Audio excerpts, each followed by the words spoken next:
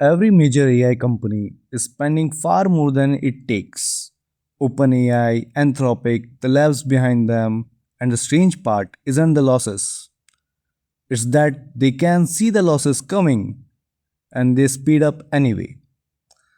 Start with one number because it barely sounds real. $1.4 trillion.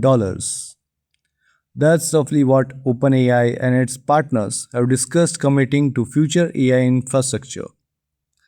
Now, set it next to what the company actually earns, around 20 billion a year. Those two numbers don't belong in the same sentence. That's the point.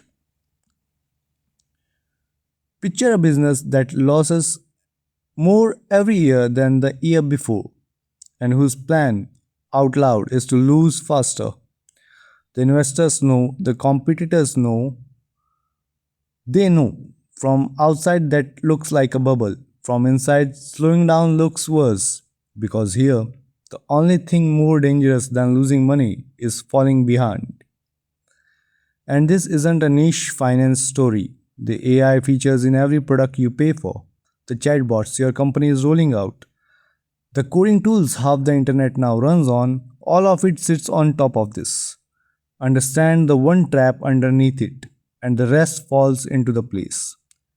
Why some of these companies won't survive the next few years, why others may never turn a profit, and why the biggest winner of the whole AI boom might not be an AI company at all. Here is a surface story. ChatGPT launched in late 2022 and became the fastest growing consumer product in history. What followed was the biggest flood of capital the tech industry has ever seen. In 2026 alone, the big infrastructure players Microsoft, Google, Amazon, Meta, Oracle are on track to spend between 6 and 700 billion dollars building it out. Around three quarters of that is for AI. For scale, that's the cost of the entire Apollo program twice over every single year. And the revenue? It's real and it's growing at a speed that's genuinely hard to believe. OpenAI went from about 4 billion in 2024 to roughly $20 billion run rate. Anthropic went from 9 billion to 30 in about a year. But look at the two lines. Revenue is climbing fast, spending is climbing faster, and it's measured in a completely different unit. To understand why, you have to look at where the money actually goes. There are three layers. Layer 1, training. Training is what it costs to build the model, one enormous computation that can run for months, and every flagship costs more than the last. GPT-4 reportedly cost over $100 million. The trend underneath that is the scary part. The cost of this training runs has been growing about 2.5 times every year.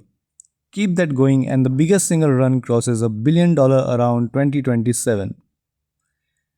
Here is the trap inside it.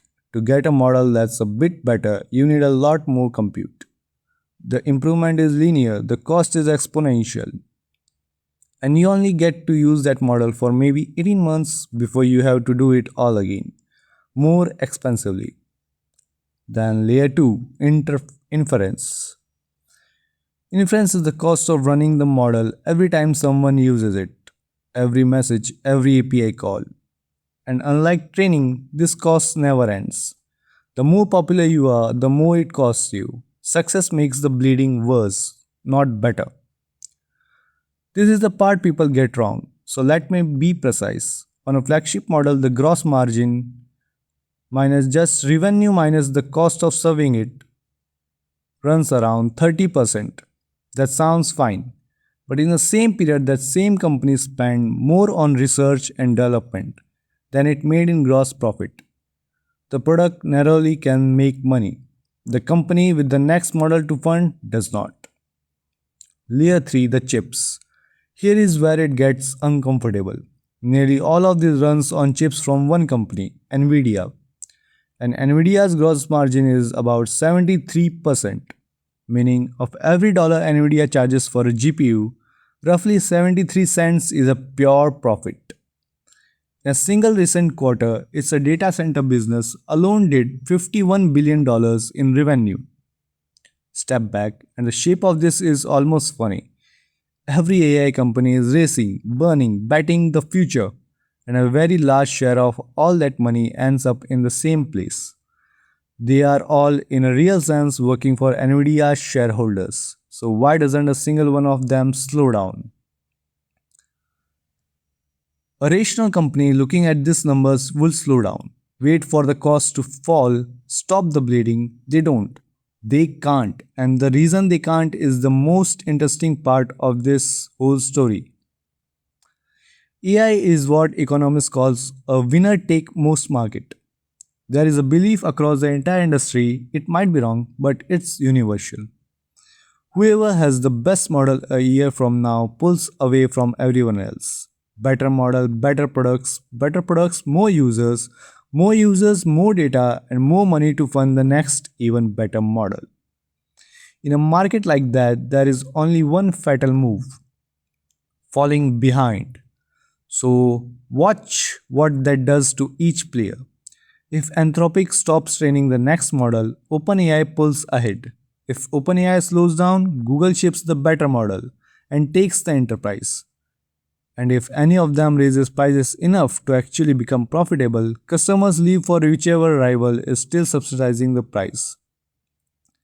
This is a prisoner's dilemma at the scale of an industry.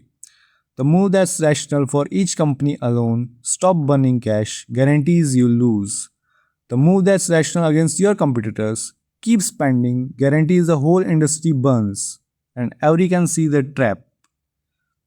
Everyone steps into it anyway because the alternative is losing. So, how does this end? There are really only three exits. Exit 1: become infrastructure. Get so deeply wired into enough products and enough enterprise contracts that switching away from you costs more than tolerating you. Become unswitchable. That's the bet behind every AI built into your workflow deal. Exit 2: get absorbed. The cloud giants already have stakes in the leading labs. If the music slows, those stakes turn into acquisitions, and the independent lab quietly becomes a feature inside a bigger company's stack. Exit 3: the music stops. The money funding this comes from a small set of sovereign funds, mega cap balance sheets, and a handful of investors. If their patience break, if AI revenue starts looking like it will never catch the spending, the flood freezes, and some very large name disappear inside a year. We have watched this movie before: the dot-com crash, WeWork crypto, and here's the genuinely open question: not whether AI is real, it is.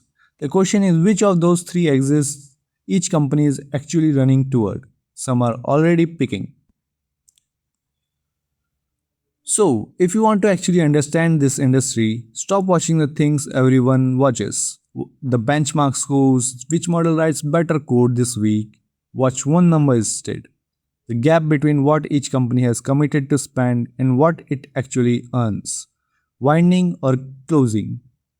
OpenAI's own trillion plus in commitments has already been quietly trimmed towards 600 billion. That direction, up or down, tells you more than any product launch.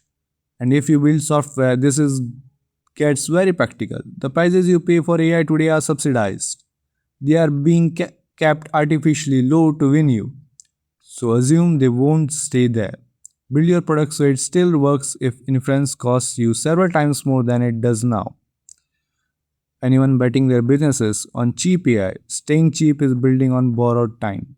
One last thing: in every past infrastructure boom, railroads, electricity, the early internet, the companies that built the infrastructure usually weren't the one that got rich from it.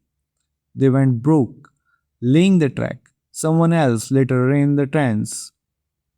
Even AI companies spending billions today might just be laying track for whoever uses it profitably 10 years from now. That's not necessarily them. I break down how the software business actually works. The next one is real cost of running one of these models. Subscribe if that's interesting to you.